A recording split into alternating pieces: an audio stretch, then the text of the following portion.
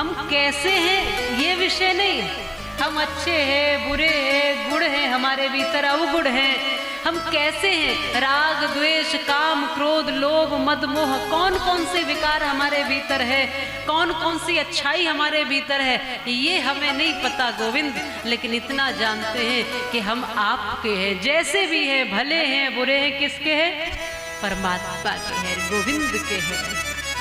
और भगवान पहले ही कहते थे सर्वधर्मान परित्याज्य माम एकम शरणम व्रज अहम त्वा सर्व पापेभ्यो मोक्षयिष्यामि मा शुच। तू जैसा है वैसा मेरे पास आ जा, मैं तुझे सबसे मुक्त कर दूंगा, मैं सबसे छुटकारा दिला दूंगा। वो जो जान लेता है कि मेरा कौन है और मैं किसका हूँ, जैसे मैंने उस दिन भी कहा था कि जाना तूने जगत जननी भाई और बहन को जाना, आना जाना जाना तूने खाना पीना जाना है, अकर जाना मुकर जाना, लड़ना झगड़ना जाना, कुटुंब कबीला सभी धीरे धीरे जाना है, सब कुछ जाना, तूने कुछ भी न जाना, क्योंकि उसी को न जाना जिसके पास तुझे जाना है, जिससे हमारा अनंत रिश्ता है, उसी को हम भूले बैठे हैं। इसीलिए भागवत आई है याद दिलाने के लिए कि जो सदैव सदैव से जिसके साथ तुम्हारा रिश्ता है उसे तुम इस तरह भुलाए हो, और जो कुछ पल मिले हुए हैं मार्ग में, मेले में, इस संसार के मेले में, उन पर प्राण लुटाए बैठे हो। ये जो सत्य का बोध है, ये जो धर्म का मार्ग है, यह बताने के लिए श्रीमद् भागवत कथा आई है। यही राजा परीक्षित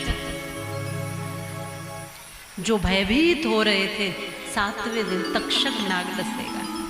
अब राजा परीक्षित धीरे धीरे धीरे धीरे उस प्रकाश में, उस सत्य में, उस परमात्मा में अपने आप को विलीन करते जा रहे हैं, अपना अस्तित्व भगवान से जोड़ते जा रहे हैं। हमारे ये सारे झगड़े तभी तक हैं जब हम खुद को भूले हो। ये सारा द्वेष, सारी ईर्ष्या, सारी निंदा, सारी जलन, सारा कुछ ये तभी तक है जब तक हम खुद को याद नहीं किए, जब तक हमने खुद को नहीं पहचाना है। जिस दिन हमें पता चल गया कि हम यहाँ केवल इसीलिए नहीं आए इन छोटी छोटी बातों में उलझने के लिए, हमारा लक्ष्य तो हमारा भगवान है, उस दिन आप बचकर निकलोगे। कहीं बुराई होगी तो भी रास्ते से बचकर निकल जाओगे और अपने राह की ओर, अपने लक्ष्य की ओर बढ़ते चले जाओगे। और सावधान करता है शास्त्र, ध्यान रखना इस बात का, जैसा बोओगे वैसा मिलेगा। जो राह पकड़ोगे उस राह पर चलकर ही तुम यह पता करने वाले हो कि पहुंचे कहाँ हो। धर्म पथ को पकड़ना कभी भूलना मत, चाहे उसकी जो कीमत देनी पड़े। उदाहरण के लिए एक छोटा सा बालक रास्ते के किनारे गड्ढा खोद रहा है। बड़े ध्यान से समझ, रास्ते के किनारे पर गड्ढा खोद रहा है। एक दंपत्ति पति पत्नी का जोड़ा वहां से निकल रहा है। वो उस बालक को गड्ढा खोदता हुआ देख करके ठहर कर पूछते हैं कि बालक तुम ये गड्ढा क्यों खोद रहे हो, कोई आता जाता व्यक्ति इसमें गिर जाएगा। इस बालक ने बहुत सुंदर जवाब दिया। इस बालक ने कहा जो रास्ते पर चलेगा वो इस गड्ढे में नहीं गिरेगा, जो रास्ते से भटक जाएगा वही इस गड्ढे में गिरेगा। बहुत सुंदर जवाब उस बालक ने दिया। मैं रास्ते में नहीं गड्ढा खोद रहा, बीच रास्ते में नहीं, मैं तो बिल्कुल किनारे पर गड्ढा खोद रहा हूं ना। जो रास्ते पर रहेगा वो कैसे गिरेगा इस गड्ढे, जो रास्ता भटकेगा वही तो गिरेगा। दंपत्ति को बात बड़ी अच्छी लगी, उन पति पत्नी को। उन पति पत्नी ने बालक से पूछा, बालक तुम रहते कहाँ हो? उस बालक ने कहा, देखो जी मेरे माता पिता कोई है नहीं, घर मेरा कहीं है नहीं, जहाँ प्यार मिलता है बस वहीं रह लेता हूँ।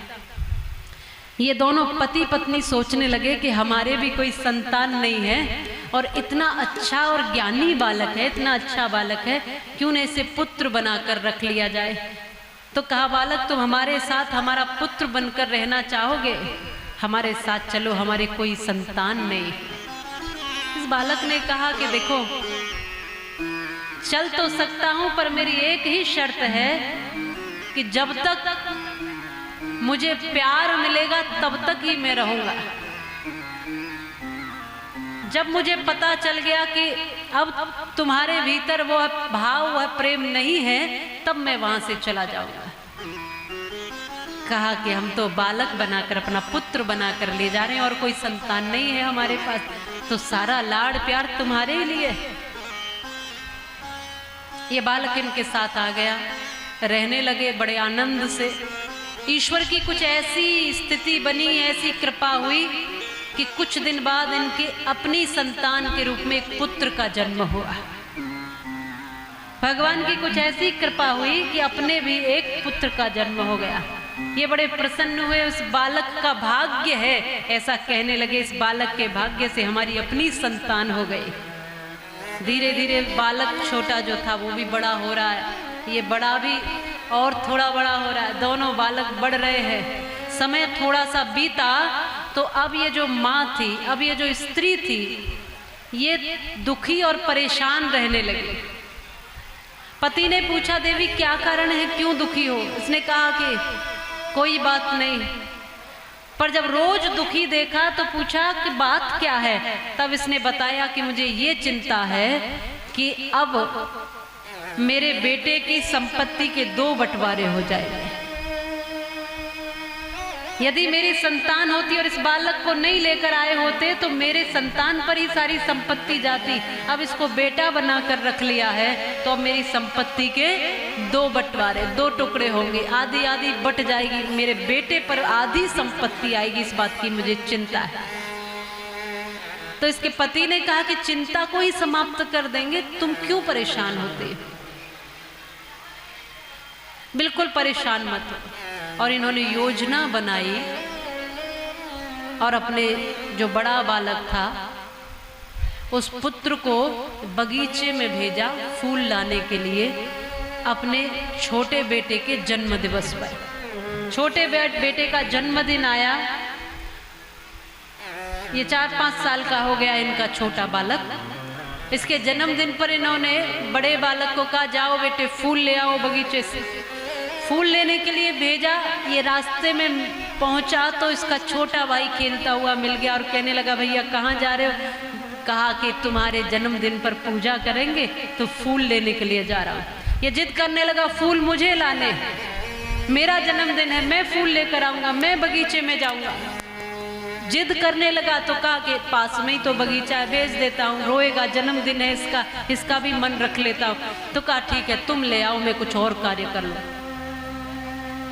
जब ये बगीचे में चला गया और ये बड़ा बेटा लौट कर आया, जैसे ही इन दोनों दंपत्ति ने, माता पिता ने देखा, कहा बेटा तुम बगीचे में नहीं गए? इसने कहा कि छोटा भैया गया है फूल लाने के लिए।